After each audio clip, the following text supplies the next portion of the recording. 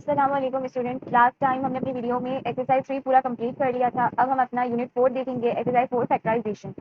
Factorisation किसी भी expression को मतलब रिड्यूस करने के लिए, कोई कॉम्प्लिकेटेड एक्सप्रेशन होंगी तो उन्हें रिड्यूस करने के लिए, सिंपल फॉर्म में लाने के लिए हम फैक्टराइजेशन को यूज करते हैं, फैक्टराइजेशन का मेथड। ठीक है, इसके अलावा हमारे पास फैक्टराइजेशन की अब कुछ टाइप्स हैं कि अलग अलग तरीके से हम फैक्टराइजेशन ले सकते हैं, कॉमन लेके, पेयर ऑफ कॉमन लेके, किसी स्क्वायर में या किसी फॉर्मूला में बंद करके। इस तरीके से हम फैक्टराइजेशन को निकाल सकते हैं। अलग अलग इसके मेथड्स हैं, तो हम वन बाय वन एक एक मेथड को देखते हैं और इसकी एक एग्जाम्पल भी सॉल्व करते हैं।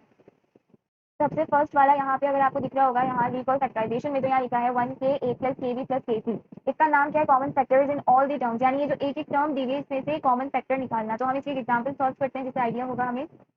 तो हमारे पास एक क्या नाम है, एक तरह की एक्सप्रेशन लिखी हुई है और इसमें ही लिखा हुआ है कॉमन इन ईच टर्म, या कुछ भी आप कह रहे हो कॉमन निकालना है ईच टर्म में से। तो ईच टर्म से मुराद है ये एक टर्म हो गई, ये दूसरी हो गई और ये तीसरी हो गई। अब इसमें कॉमन क्या है इन तीनों टर्म्स में? के। ठीक है ना, तो हम के को कॉमन ले लेंगे तो ये हो जाएगा a प्लस बी प्लस सी, के बाहर आ गया। तो इस तरह ये एक फैक्टराइजेशन का ये मेथड होता है। ठीक है, तो इसकी एग्जाम्पल देखते हैं रियल टाइम की।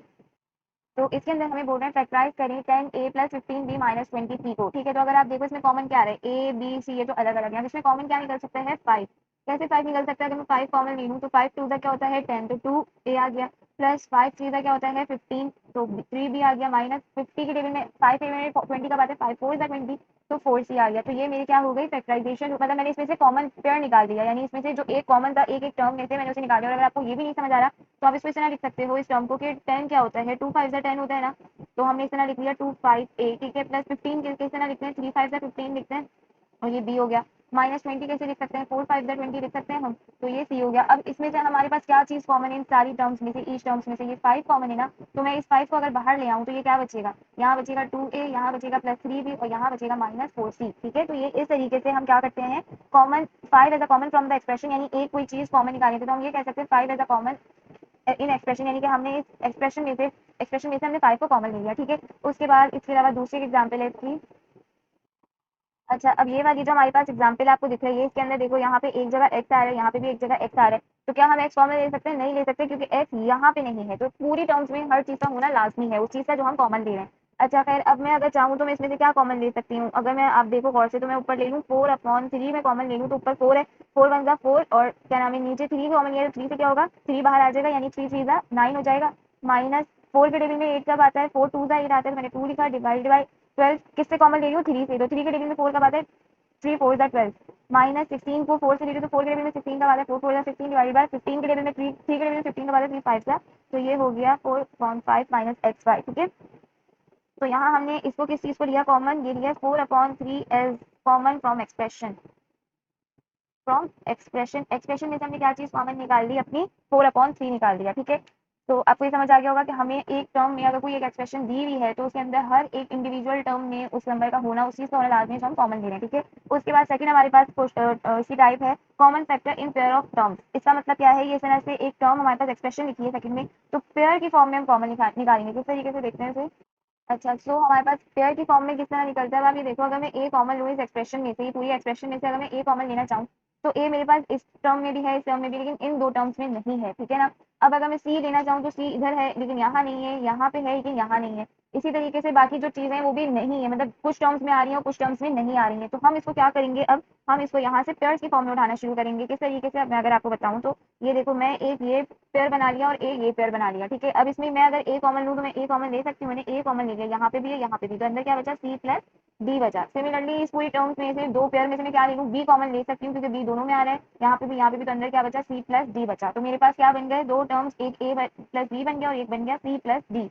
ठीक है, और इसकी निशानी है कि आपने सही लिया कि ये दो ब्रैकेट एक सेम आएंगे और लिखा उसको सिर्फ एक ही दफा जाता है इस तरीके से। तो ये मेरे पास दो फैक्टर्स, दो टर्म्स बन गए, कॉमन फैक्टर पेयर के फैक्टर्स बन गए। अच्छा, अब इसी की तरह अगर मैं इसको यूं ले लूँ कि जैसे ये मेरे पास लिखा है a c plus a d plus b c plus b d, तो आप लोग इस तरह भी इसको ले सकते हो कि ये ए सी वाली टर्म है और ये बी सी वाली टर्म है। ठीक है, तो हम इसको एक जगह करके लिख दें यूं, ए सी प्लस बी सी, और दूसरी टर्म क्या है, ये ए डी है प्लस बी डी है। फिर मैं देख रही हूँ कॉमन फैक्टर किसमें आ रहे हैं, तो मैंने a d plus b d लिख दिया। अब अगर मैं इन दो में से देखूँ तो मेरे पास क्या फैक्टर कॉमन निकलेगा, इसमें से मेरे पास कॉमन निकल रहा है सी, मैंने सी ले लिया क्योंकि सी यहाँ पे भी है यहाँ पे भी, तो अंदर बचा ए प्लस बी, प्लस यहाँ पे कॉमन कौन सा निकल रहा है, डी निकल रहा है क्योंकि डी इसमें भी है डी इसमें भी, तो मैंने डी लिखा और यहाँ पे क्या आ गया, ए प्लस बी। तो मेरे पास फैक्टर्स दोबारा क्या बन गए, ए प्लस बी बन गया और सी प्लस डी बन गया। तो बात वही सेम आ गई ना, कान आप इधर से पकड़ो या उधर से पकड़ो, एक ही बात है, यानी पेयर्स में आपको फैक्टर्स निकालना है, ठीक है। इसकी एक एग्जाम्पल कर लेते हैं बुक से। तो ये एक एग्जाम्पल है जिसे हम करते हैं। अब इसके अंदर भी आप देखो, अगर मैं 3 को कॉमन लूँ तो 3 इसमें है लेकिन इसमें नहीं है, इसमें है लेकिन इसमें नहीं है। अगर ए लूँ तो ए इसमें है पर इसमें नहीं है, इसमें नहीं है। अगर सी की बात करूँ तो सी इसमें नहीं है, सी इसमें है, इसमें है लेकिन पहली वाली में नहीं है। तो हम क्या करेंगे, इसको किसके हिसाब से निकालेंगे, पेयर्स के हिसाब से लेंगे, यूं इन दो पेयर्स के हिसाब से ले लेंगे। अब इस पेयर्स के हिसाब से अगर मैं ए इस पहले पेयर में से लूँ तो ए इसमें भी है, इसमें भी है, और अगर इस सेकंड पेयर में सी निकालूं कॉमन तो सी इसमें भी है और सी इसमें भी है। तो ये क्या हो जाएगा, यहाँ पे ए कॉमन आ गया तो मेरे पास बचा 3, ए तो कॉमन निकल गया तो खाली 3 बचा माइनस, और यहाँ से भी ए कॉमन गया तो सी बचा। फिर यहाँ पे मैंने ले लिया -3 माइनस सॉरी माइनस मैंने ले लिया सी, माइनस सी ले लिया क्योंकि सी कॉमन है, तो यहाँ क्या बचा अंदर 3, ठीक है, क्योंकि माइनस तो मैं ऑलरेडी कॉमन ले चुकी, तो माइनस माइनस क्या हो जाएगा प्लस, और ये अंदर वाले माइनस प्लस से माइनस, यहाँ एक 2 सी का स्क्वायर था तो यहाँ एक सी बचा खाली। तो ये हो गया मेरे पास 3 माइनस सी का पेयर, और दूसरा हो गया ए माइनस सी का पेयर, ए माइनस सी 3 माइनस सी इनका पेयर बन गया। तो ये मैंने क्या करा, फैक्टराइज कर दिया कॉमन फैक्टर्स को इन टर्म्स ऑफ पेयर, ठीक है। इसके बाद एक और एग्जाम्पल देखते हैं इसकी। अच्छा, सेकंड एग्जाम्पल यहाँ मेरी लिखी हुई है। अब आप इसके अंदर देखो, अब मैं आपको बता रही हूँ कि आपको कैसे पता चलेगा कि मुझे कॉमन पेयर्स में से लेना है या सिंगल में से लेना है। तो उसकी मैं बस आपको एक बार बार एक चीज बता रही हूँ कि अगर मैं यहाँ से 9 कॉमन लूँ तो 9 क्या नाम है, इसमें है लेकिन इसमें नहीं है, इसमें है लेकिन इसमें नहीं है, ठीक है। अगर मैं y की बात करूँ तो y इसमें है, इसमें है, इसमें भी है और इसमें भी, हाँ y हम ले सकते हैं, लेकिन यहाँ पे z लिखा हुआ है तो z इसमें है लेकिन इसमें नहीं है, इसमें नहीं है। सिमिलरली यहाँ पे x यहाँ पे है लेकिन यहाँ नहीं है, यहाँ पे है, यहाँ पे है लेकिन एक टर्म में नहीं है। तो हम क्या किस तरीके से इनको ले सकते हैं, ठीक है। सो सबसे पहला काम हम इसमें से एक चीज़ ये कर सकते हैं अपनी आसानी के लिए, मैं आपकी आसानी के लिए आपको बता रही हूँ।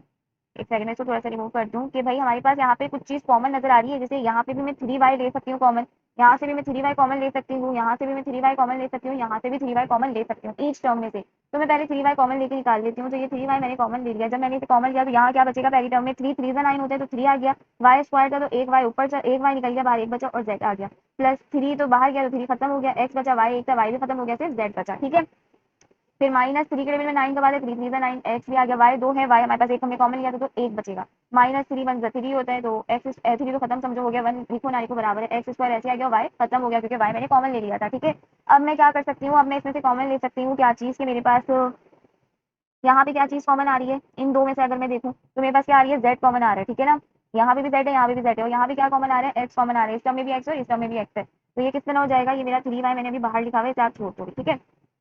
यहाँ से मैं z कॉमन ले रही हूँ तो ये z बाहर आ गया और यहाँ बचा 3y प्लस का x, ये, और यहाँ से क्या कॉमन आया, माइनस, माइनस का x कॉमन आया तो अंदर क्या बचा मेरे पास 3y माइनस माइनस प्लस, और x एक बाहर है एक अंदर है, 3y प्लस x हो गया, ठीक है। तो मेरे पास की पेयर कितने बन गए, एक तो ये बन गया z माइनस x का बन गया, एक बन गया ये 3y प्लस x का, और इसके अलावा 3y बाहर लिखा हुआ था। तो ये मेरे पास कुछ फैक्टर्स बन गए। अब अगर आप चाहते तो पहले आप इनमें से वो निकाल लेते कॉमन, और फिर उसके बाद जब ये टर्म आती तो उसके बाद आप 3y निकाल सकते हैं। मैंने पहले निकाल दिया ताकि आपको आसानी हो। तो इस तरीके से हम अपने फैक्टर्स को अलग अलग कर सकते हैं, ठीक है। उसकी हमने कुछ एग्जाम्पल 2 की थी। अब इसकी थर्ड टाइप है हमारे पास, हम ऊपर से देख लेते हैं, परफेक्ट स्क्वायर्स। इसका मतलब कि पूरी एक्सप्रेशन हमारे पास इस फॉर्मूला में बंद हो रही होगी, a square plus minus 2ab plus b square में, ठीक है। तो हम इसकी भी एग्जाम्पल एक देख लेते हैं। सबसे पहले तो परफेक्ट स्क्वायर का मतलब हमारे पास क्या है, ये परफेक्ट स्क्वायर वाली फैक्टर है, इसका मतलब है हमारे पास कि हम किसी चीज को किसमें बंद कर देंगे, फॉर्मूला किसके बराबर होता है, या तो a प्लस बी का होल स्क्वायर होगा या a माइनस बी का होल स्क्वायर होगा। ये प्लस माइनस से चेंज होती है, अगर प्लस होगा तो यहाँ प्लस और a माइनस बी का होल स्क्वायर यहाँ माइनस होगा, ठीक है। तो यानी कोई एक्सप्रेशन इस फॉर्म में लिखी होगी कि वो इस फॉर्मूला में बंद हो रही होगी, उसे हम कहते हैं परफेक्ट स्क्वायर, यानी ऐसा फैक्टर जिसका परफेक्ट स्क्वायर लिया जा सके, ऐसे एक्सप्रेशन। तो इसकी एक एग्जाम्पल देखते हैं। तो ये किसकी एग्जाम्पल है। अब आप देखो एक चीज, आपको कैसे पता चलेगा कि भाई मैंने क्या करना है क्या नहीं करना, कैसे कॉमन लूँ कैसे नहीं कॉमन लूँ। अब अगर आपको इस तरह की कोई एक्सप्रेशन नजर आती है जहाँ पहली टर्म पे स्क्वायर हो, लास्ट टर्म पे स्क्वायर हो, और मिडिल टर्म पे इनके जो वो है वेरिएबल्स जो है इनके वो लिखे हुए हो, यानी जैसे यहाँ ए या बी का मिडिल टर्म पे ए और बी आ रहा हो, तो इस तरह की आप जब सिचुएशन देखें तो आपको थोड़ा सा चौंकना चाहिए कि यार ये कहीं फॉर्मूला में बंद तो नहीं हो रहा। तो उस हिसाब से हम क्या करेंगे, और ये वाली जो टर्म्स है हमारी, ये टर्म्स किसी उसमें स्क्वायर में तो बंद नहीं हो रही। जैसे यहाँ 16 लिखा है तो 16 किसका स्क्वायर होता है, 4 स्क्वायर लिखो या 16 लिखो, बात तो एक ही है ना। तो मैं यहाँ अगर लिख दूँ 4a का होल स्क्वायर तो ये वापस से वही टर्म बन जाएगी 16a स्क्वायर। और सिमिलरली यहाँ 25 किसका स्क्वायर होता है, 5 का स्क्वायर बराबर होता है 25 के, तो मतलब ये भी स्क्वायर में बंद हो सकता है। मैंने यहाँ लिख दिया 5b का होल स्क्वायर, क्यों, क्योंकि बी पे तो स्क्वायर ऑलरेडी था तो मैंने दोनों का स्क्वायर बाहर लिख दिया, तो ये वापस से खुल के यही टर्म बन जाएगी। अब मेरे पास क्या चीज़ है, ये जो है ये मेरे पास a है, ये मेरे पास क्या है b है, और मेरा फॉर्मूला क्या कहता है, मेरे पास a स्क्वायर प्लस का 2ab प्लस का बी स्क्वायर होना चाहिए, ठीक है। तो अभी मैं देख रही हूँ कि ये मेरे फॉर्मूला में एक्सप्रेशन बंद हो सकती है। ए स्क्वायर तक मेरा काम सही हो गया, बी स्क्वायर पे काम हो गया, अब 2ab करना है। तो मैं 2ab के लिए क्या करूँ, यहाँ प्लस लिखा 2a क्या है मेरे पास 4a, और b क्या है मेरे पास 25b।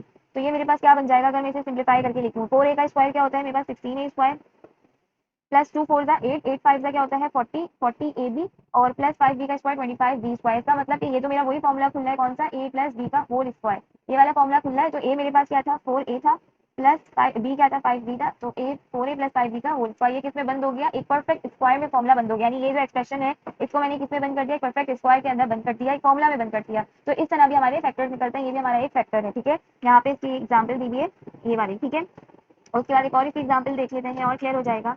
अच्छा, अब हमारे पास एक नेक्स्ट एग्जाम्पल ये है। इसके अंदर हमें बोला जा रहा है 4 P square minus 28 P Q और 49 क्यू स्क्वायर।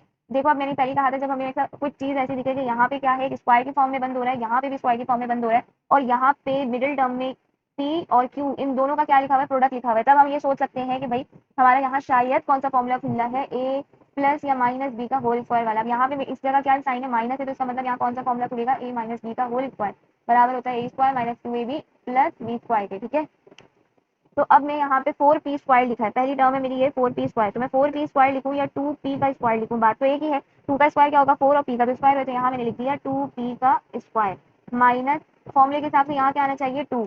ए क्या है मेरे पास 2 पी, तो मैंने 2 पी लिख दिया, और बी क्या है, अब बी मैंने डिसाइड करना है, तो यहाँ प्लस, अब बी क्या है मेरे पास 49 क्यू का स्क्वायर, ये लिखा है 49 क्यू का स्क्वायर। 49 किस चीज का स्क्वायर होता है 7 का, तो 7 क्यू का स्क्वायर अगर मैं लिख दूँ, 7 का स्क्वायर क्या होता है 49 और क्यू का स्क्वायर, ये वापस से टर्म बन जाएगी, तो मैंने यहाँ लिख दिया 7 क्यू का स्क्वायर, और बी अब मेरे पास क्या आ गया 7 क्यू। तो ये वापस से अगर मैं इसे सॉल्व करूँ तो ये कौन सी टर्म बन जाएगी मेरे पास। अच्छा, अभी इसको मैं यहाँ पे लिख रही हूँ ए माइनस बी का होल स्क्वायर इसके थ्रू, तो ए मेरे पास क्या है 2 पी माइनस बी क्या है मेरे पास 7 क्यू और इसका क्या है होल स्क्वायर। उस हिसाब से मैंने ये फॉर्मूला खोला ना, तो मैंने पहले ए माइनस बी इस तरह लिख दिया। अब अगर मैं इसे खोलूंगी तो ये वापस से क्या बन जाएगा 2 का स्क्वायर 4 पी का स्क्वायर माइनस 2 2 4 4 7 28 और पी क्यू आ गया प्लस 7 का स्क्वायर क्या होता है 49 और क्यू का स्क्वायर। तो ये वापस से वही टर्म आ गई मेरे पास जो क्वेश्चन में थी। इसका मतलब कि ये मेरा स्क्वायर में बंद हो सकता है, इस फॉर्मूला में बंद हो सकता है। तो मेरा क्या निकल के आ गया फैक्टर 2 पी माइनस 7 क्यू का होल स्क्वायर, ये है मेरा आंसर। ठीक है, तो इस तरीके से हम अपने परफेक्ट स्क्वायर का फैक्टर लेते हैं, किस तरह लेते हैं ये भी आपको पता चल गया। उसके बाद हमारे पास है एक next term difference of two square, ये 4 वाली a square minus b square. Difference of two squares का यानी कि जो दो स्क्वायर की टर्म होंगी उनका डिफरेंस, डिफरेंस मीन्स उनके बीच में नेगेटिव साइन होगी। तो इसकी भी एक एग्जांपल देख लेते हैं हम।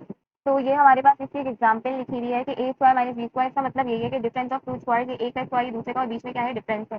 तो ऐसे कि हम क्या कहते हैं फैक्टर्स कैसे निकालेंगे, तो भाई ये तो आपको समझ आ रहा है कि ये क्या है, मैं इसे 2x स्क्वायर लिख दूँ 2x का स्क्वायर, तो ये तो एक टर्म का स्क्वायर बन गया, माइनस 1 है तो 1 के ऊपर आप स्क्वायर लिखो, क्यूब लिखो, 1000 लिखो, कुछ भी लिखो, 1 के ऊपर वो बनी रहता है, ऐसे कोई मसला नहीं है। तो मेरे पास क्या हो जाता है, ये फॉर्मूला खुल जाता है कि ए स्क्वायर माइनस का बी स्क्वायर बराबर होता है ए माइनस बी और ए प्लस बी के। तो सिंपल हम इसे ये फैक्टर्स बनाने की हम ये काम करें तो ये क्या हो गया, फॉर्मूला के थ्रू ये बन रहा है, तो हम इसका फॉर्मूले से क्या खोल देंगे, सो 2x माइनस 1 और 2x प्लस 1, बस इतना काम हमने करना है। हमारे फैक्टर्स बन गए, दो पेयर्स में, दो उसमें ब्रैकेट्स में हमारे पेयर्स बन गए। ठीक है, इतना हमने काम करना है, इसे हम कहते हैं डिफरेंस ऑफ टू स्क्वायर्स। कहीं भी आपको कोई टर्म ऐसी लिखी हुई नजर आ रही हो कि इस तरीके से और उस पे इस तरह से कुछ चीज लिखी हुई आ रही हो, बीच में इनके नेगेटिव साइन हो और वो स्क्वायर्स हो दो टर्म्स के, तो आप ये वाला आराम से बिना सोचे समझे आप ये फॉर्मूला अप्लाई कर सकते हैं। उसके बाद एक और इसकी एग्जाम्पल देखते हैं।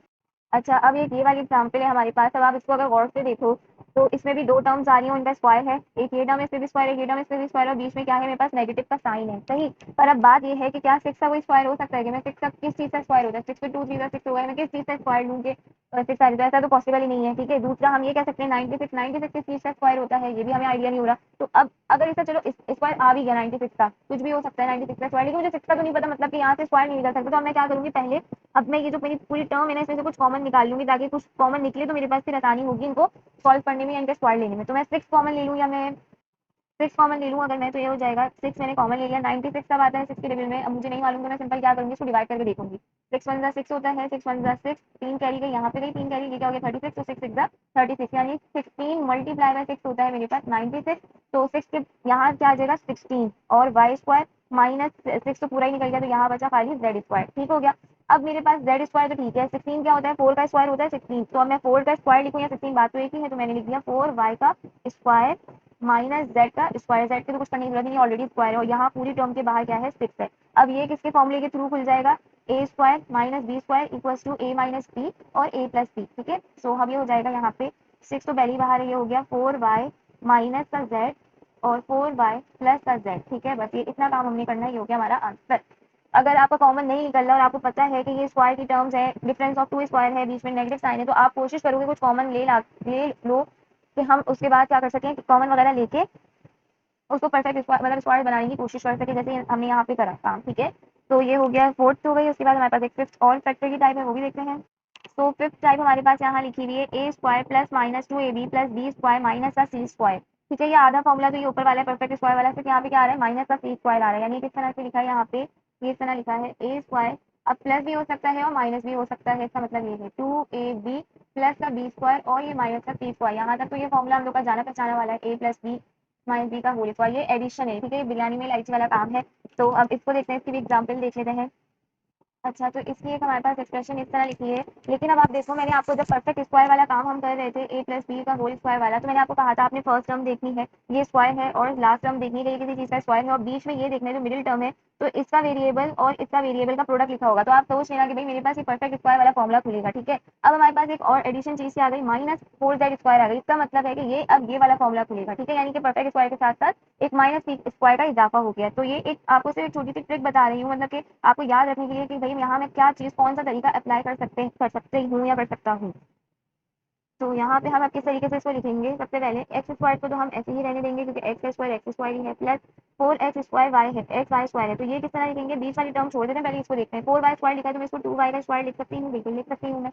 अब यहाँ बीच में क्या आ जाएगा, 2ab, यानी कि ये किस तरह फॉर्मूला खुलता है, a square plus minus 2ab plus का बी स्क्वायर, जो भी होता है ये बीच में साइन वो आती है, तो प्लस आ गई 2 आ गया, एक्स ए क्या है एक्स है, और बी क्या है यहाँ पे 2y, तो मैंने यहाँ 2y लिख दिया, और यहाँ माइनस ये, इसको हम किस तरह स्क्वायर में लिख सकते हैं, 2z का स्क्वायर लिख सकते हैं। ठीक है, तो हमने इसको इस तरह लिख दिया, लेकिन आप इतना देखो कि हमने इसको कौन कौन सी चीज़ हमने स्क्वायर में लिख देनी है, या किस तरह एक पेयर बन सकता है हमारा। ठीक है, तो ये हमारा पेयर बन गया। अब इस पूरी टर्म को मैं फॉर्मूला में बंद कर सकती हूँ क्योंकि ये ऑलरेडी ये वाली चीज़ बन रही है, तो मैं क्या कर दूंगी इसको, एक्स प्लस 2y का स्क्वायर होल स्क्वायर। ठीक है, क्यों, क्योंकि फॉर्मूला में बंद हुआ है, तो ये फॉर्मूला बराबर किसी होता है प्लस बी का होल स्क्वायर, ए क्या था एक्स का, बी क्या था 2y का, तो मैंने इसको बंद कर दिया, बाकी क्या बचा माइनस 2z का स्क्वायर। अब आप देखो तो यहाँ दूसरा फॉर्मूला लग रहा है कौन सा, ए स्क्वायर माइनस बी स्क्वायर बराबर है ए माइनस बी, ए प्लस बी के। ठीक है, ये रही मेरे पास ए स्क्वायर और ये रहा मेरे पास बी स्क्वायर, ये पूरी टर्म ए स्क्वायर, ये पूरी टर्म बी स्क्वायर, और बीच में क्या है माइनस। तो अब मैं इसको इस फॉर्मूला के हिसाब से खोल दूँ तो ये क्या हो जाएगा, एक्स प्लस 2y ए माइनस बी, बी क्या है 2z। ठीक है, और फिर सिमिलरली ए प्लस बी, तो ए क्या है एक्स प्लस 2y, बीच में प्लस की साइन, बी क्या है 2z, तो ये आ गया 2z, तो ये खुल गया मेरे पास, ये मेरे फैक्टर्स बन गए किससे, परफेक्ट स्क्वायर से और डिफरेंस ऑफ टू स्क्वायर से। तो इस तरह से हम अपने काम करते हैं। सही है, बहुत सिंपल है, इसमें कोई हार्ड फास्ट रूल नहीं है, बहुत आसान है। इसके बाद एक और लास्ट टर्म है हमारी नंबर 6, अंडर रूट ए का whole square minus under root b का स्क्वायर। इसकी भी एक एग्जाम्पल देख लेते हैं किस तरह होती है।